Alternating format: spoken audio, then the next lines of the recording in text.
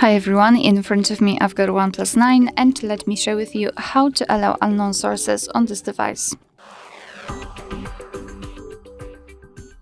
So let's start with opening the settings, and here we have to scroll to find the security and privacy.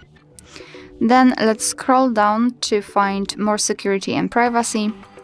Scroll and find installation sources, and as you can see, this is the list of apps which are allowed to or not allowed to install some content, and of course we can change it just upon the switcher, and your device will ask you whether you want to allow this specific app to install apps, because you have to be aware that you're doing it on your own responsibility, because some third-party apps aren't verified by the developer, so you may put your data and actually hold the device at risk. So remember about that and choose the apps wisely. So let's tap on allowed, and from now on you can install something from the Chrome.